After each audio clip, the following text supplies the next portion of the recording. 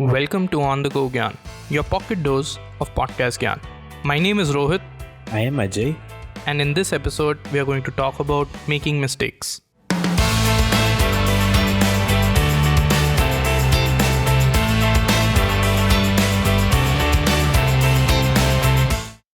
Well, today's episode, I want to start off with a quote. Failures are the stepping stones to success. Seems heard of? Every single day, I remind myself that, or rather, every single time I make a mistake, which is many times a day, I keep reminding myself that.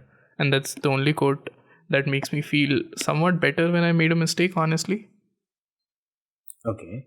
So, when you are saying a mistake, can you give me a small example? A day-to-day life, something? From day to day life, could be anything. You were trying to cook something and it didn't go as planned, or you were trying to, in your office, you were trying to do something and you just made some silly mistake or slip of tongue or some small error you made in what you were doing. Might not have a huge impact, but then it's still a mistake. Right, but I'll come to the cooking example. How do you think that is a stepping stone for your success? How? I think the most cliche mistake we can talk about, the amount of salt you have put into food. Right. See, there is one aspect of it is that you don't know how much salt you should put. The other aspect of it is that sometimes even after you know that how much salt you have to put, you for some reason either overdid it or underdid it. And the learning that you get from that thing is the presence of mind. So from my daily mistakes, right, the biggest thing that I've learned is that most of my mistakes happens when I don't have the presence of mind. Just think about all the silly mistakes that you probably do in your day-to-day life. You forgot to lock the door, or something slipped from your hand. You were making tea and you boiled the milk a little too much. Right. All of that comes down to presence of mind. Because these are not things that you're doing for the first time. These are things that you have done so many times that it is like a muscle memory. But then you still sometimes make that silly mistake. But I think these mistakes do not give you much of a learning, but anyway, it's okay to make mistakes. No, the learning that I've got from these mistakes is that you should always try and figure out why your presence of mind wasn't there. Right. So I don't know if you remember this or I've told this to you or not. I'm a big user of to-do lists and notes and those sort of things. I make sure whatever I'm thinking, I write it down somewhere, whether it's a thing to do, whether it's a long-term project, whether it's some idea. I make a habit that I write it down somewhere so that my brain is free and it's not clogged with thoughts. I've heard this. This particular thing I have picked up because of my silly mistakes, and because I would realize that most of the times I didn't have the presence of mind because I was either thinking about a mistake that I've done in the past, or I was thinking about the next task that I have to do. Okay, so you're saying that even though you have the notes, it is sometimes not very easy to concentrate on what you're doing. No, the notes have helped me concentrate in the present. Because now I don't have to worry, will I forget to do something? Because I know it's already there in my to-do list. And I have set a reminder, and even if I've not set a reminder, the minute I go to my to-do list, I will be able to see that I have to do this. Right. Okay, that's a nice solution to cope up with your presence of mind or your wavering thoughts, actually. That's, I think, one of the biggest type of mistakes everyone does, and people just, like you said, it's okay to make mistakes. Yes, it is okay to make mistakes as long as you're learning something out of it. No matter how small or how big the mistake is, isn't it? I might not agree with you 100% on this, because I think the bigger the mistake, the bigger the cost as well. So it is not okay to always say that mistakes are okay. I agree. And it's not just about in your career or something, sometimes in your life also.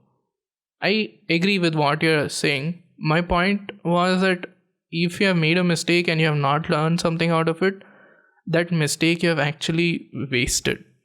Right. That is true. There are so many scenarios in which I can think of that you should not make a mistake.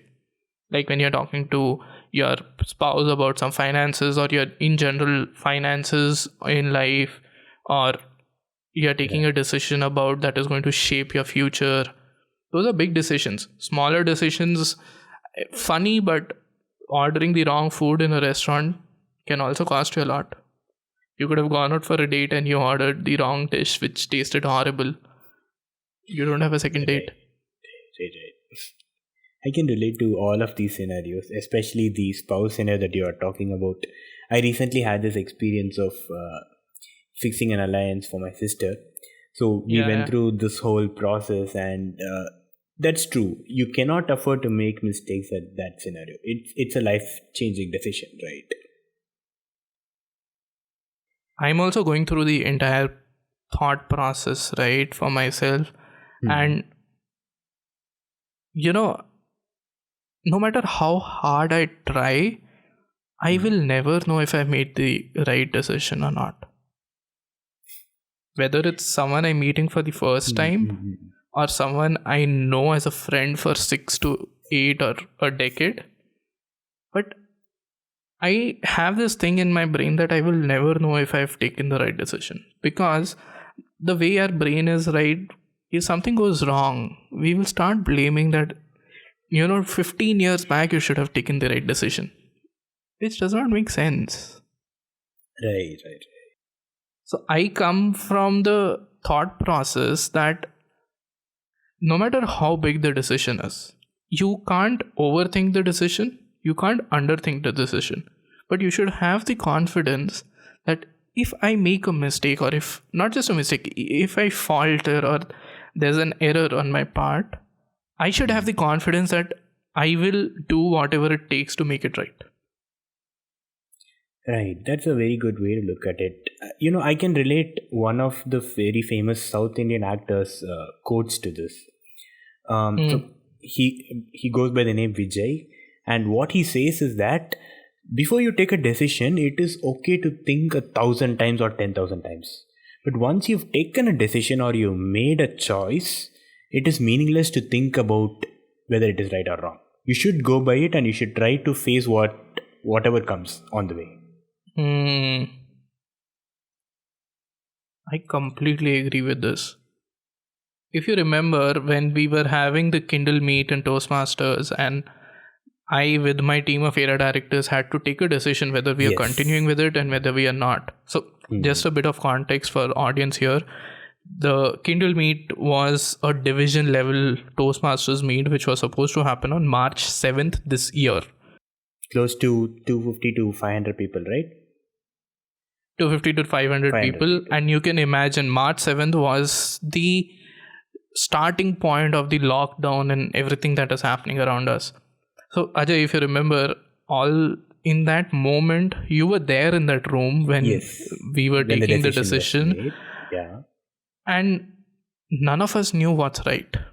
Everyone had different opinions, but none of us knew if that's right or not. In that moment, it was needed to take a decision.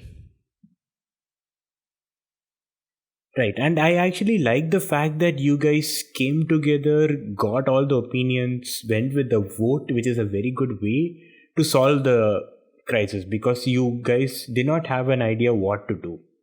Right, so going with a vote and going with the collection of opinions was a very good way to resolve that scenario. But again, that is one method of taking a decision, but that does not tell you whether it's right or not. Someone can come back to us and say you made a mistake. But the vote only signified that all of us had the confidence in each other that even if it's a mistake, we still back each other up, and we have the confidence to say it's okay if it was a mistake, let's make it right now. Yes, I remember that conversation as well. It was beautiful. Because no one came back to me or anyone of my area directors and said that you did a mistake. Everyone appreciated. But what if the pandemic was not supposed to happen for 6 months? What if it just died down in 2, 3 weeks? People would have definitely come back and said that no, no, you did a mistake. You should have gone through with the event. Right, right, right. Well, fortunately, nobody came to us saying that it was a mistake or any such thing, right? Right. So, but in that moment, right, you are thinking, I should not be wrong. I should not be wrong. And put unnecessary pressure on yourself. Mm-hmm. True. Maybe it wasn't as big of a decision as probably life changing decisions like marriage or your career choices, but it's still a decision. But I mean, I can understand the gravity of that situation because I was there in that room and I knew the impact and the image that the society around you has. So I understand the risk of that decision. I'm saying that it is not a very easy one. It was a tough one. So, a mistake or not, it's okay. As long as you back yourself up and you say, you know what, if it's a mistake, I'd make it right. Exactly. That is the attitude that we should have. But there is again one more side of this coin that I can see, which is prevention is better than cure. Prevention is definitely better. So if you can foresee or if you can slightly predict that this is probably going to be a mistake, then it is a good idea to skip that choice, right? So in your scenario, when you had to think of postponing the event, you could not see a future of when the event would happen, if at all it was not postponed. So you went ahead with this. But if you had this clarity that, okay, the pandemic is going to end in a week or two, then you would have definitely considered keeping it on hold, right? Right. The way I look at it is that we always have two words around everything. One is over and one is under. If you underthink something or you just don't put in what is expected from you in a decision or anything, you run into the risk of not being able to prevent the mistake. So I Right. think putting in that optimal effort that is needed, it will always help you prevent. And prevention is not always 100%, right? So Correct. you do your part and you say, okay, from my side, I've prevented. The other side of the coin is over. If you start overdoing it, right, in decisions, I've seen people sometimes just run out of, what do you say, the time at which the decision is needed to be taken. Do you have any example for this? Coming back to the event, right, we were taking this decision on 5th evening. If we would have said, no, no, we'll wait for another day and take a decision, just because we were not decisive, it would have hurt us more. The event was 7th morning, and if we are taking a decision on 6th night, it would have really hurt us more. Correct, correct. That wouldn't have been feasible at all. So there are so many such times, right? I feel there is a right time to do something. I don't know what is the right time, but there is a right time. It's like a threshold, the way I can see it. Right. If you're taking like a decision, let's say you were taking a decision for your sister. If you say that let's go with the first person we meet, that's like underthinking the decision. Correct. But if you just keep going over and over people and you take 2 years, 3 years, 4 years, I think you have lost that time frame in which the decision was the most effective. You have overthought the entire thing and it's no longer that valuable. Right. I mean, I can relate to this 200% because I have recently gone through this. People would have to experience certain things to understand this better. Yep. Like we were talking about our last episode, and we took a conscious decision to not record an episode after our hobbies episode.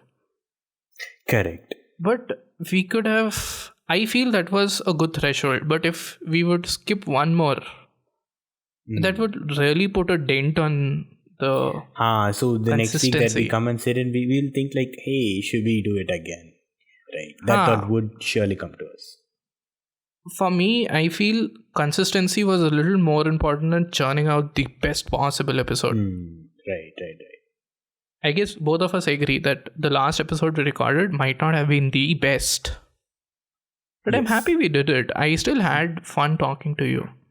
And truly, I enjoyed the content of last episode during recording more than anything. Yep. I also enjoyed the last content episode. It was nice, but then I think after the fact, when we listened to the recording, we realized that we probably deviated a little from the theme. Right. But it was We fun. had a lot of diversions, but it was fun. Yeah, at the end of the day, it was fun. So I think for me the learning was that probably we have to just sit down, focus a little more on what we are going to speak, but not take the fun element also away. Right. And to this recording, I have a very good learning that I should keep checking my phone often to see if things are getting recorded into my phone, which I'll never forget. I think we should give a little bit of more context here. So for the listeners, what just happened was that I asked Ajay about the biggest mistake that he has done and what is his learning. And that is when he realized that the recording stopped from his side. And so we were not able to record the entire conversation that we were having at that part, but it was very hilarious that the biggest learning, the biggest mistake was oh dude, I'm going to remember this for a long time. Right. But the learning is that I should keep checking my recording often to make sure things are good. Luckily, I had opened my phone to see the time of the recording. Okay, apart from this, some mistake you can remember that gave you a big learning. Right. So I was talking about my sister's very good experience that she had through a mistake. So what happened was my sister was baking a cake. The previous night only she had set in the proper ingredients in the proper proportion, everything perfectly measured and set. But during the course of baking, the first 5 minutes in the oven, the power went off. So Oh. my sister did not expect actually this. So she did not Mm-hmm. have a mistake or any such thing, but things happened. It was an external factor. But she did learn from it is that a cake can also be baked in a stove using a cooker. So she immediately transferred it over there, did something, and made the cake in an okay shape. And after that, she made me two delicious cakes. I'm very, very happy with it. Really, in a cooker? I can't even imagine. I always thought baking was like an oven thing. Me too. This kind of learnings are through mistakes that you don't even expect in the first place. Yeah, and when you make a mistake, right, you always have an expectation that this is probably what I'll learn. But you might end up learning something completely different. Exactly. Gosh, I can't still imagine cake in a cooker. It did taste good. So I'll get you a cake once you come and visit me here, or if I come to Bangalore, whichever happens first. I'm just thinking how tedious it would have been for her. First of all, you're Right. devastated that I made a mistake. Your entire, thought process goes into the negative wheel and only negative thoughts are coming in. It's really difficult to pull out of that process. Exactly. And then innovating and putting that innovation into still successfully completing the activity. And what she did after that was also very inspiring. She, on purpose, started baking using the cooker to make sure that that is also perfected out. That's like a completely new skill. Exactly. I think in this day and age where we don't have ovens, we have microwaves. Making cakes in cooker can be a real thing. Let's see. It's a very good business idea. And she is developing it in the name of Tiny Treats. Nice. With lot I'll of share the link. You can see it in the notes. Yep. I will definitely want to go through it. Not that I'm planning to bake cakes, but I'm just intrigued with the innovation that has gone behind it. Yeah. So, one more thing that is coming to my mind, and this might be a little personal, but what do you do when you do a mistake? What is your general response? Okay, so my general response so far has been, first of all, thinking about why it happened. Because in order to make sure that you don't repeat the mistake again, you will need to realize why or the root cause of the mistake. I know I'm talking a little from a project manager point of view, corporate, something like that.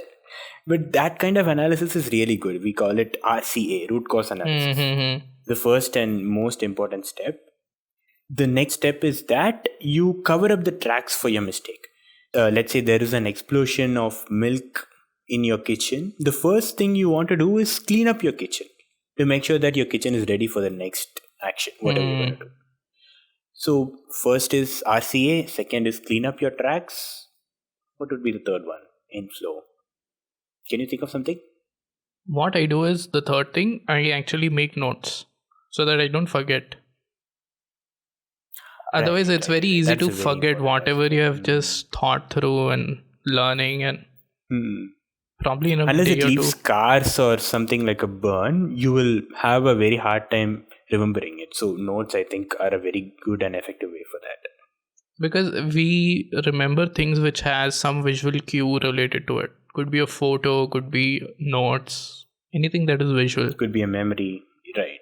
So the scar, actually, when you look at the scar, you remember everything. Exactly. Actually, that reminds me, when I was, I think, in third standard, there was this, during Diwali time, there were this new torch things that had come out that had same wrapping front and back. I had no clue what was front, what was back. So the back usually was non-combustible and the front was combustible. The gunpowder would be on the front. So by mistakenly, I first tried to lit the back side of the entire thing. And the back is actually hollow. Now when I burned the back part, there was like a small cap that was there, that was in the pipe, right, that was holding. That cap went off, and then someone told me that this is the wrong way of doing it, you should do it the other way around. And that person just told me the right thing and went away. Now when I tried from the right direction, it backfired. So rather than lighting from the front, it actually lit from the back. And it burned my hand. Oh my god. And like burn as in, it was literally that I could see flames on my finger. That sort of a burn. So, but I still have that scar.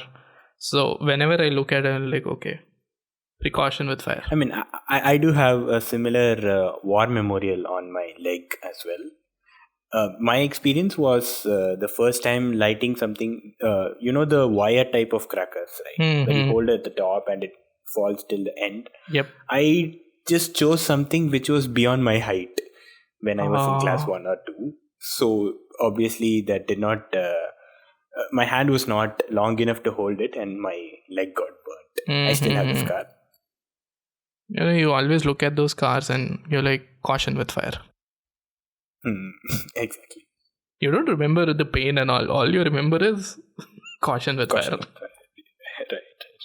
That is a nice quote regarding fire, Rohit. Do you want to mention the other one that we had discussed about before the episode? Yes, it is actually said by Albert Einstein, and that actually pushes me to do new things and keep making mistakes.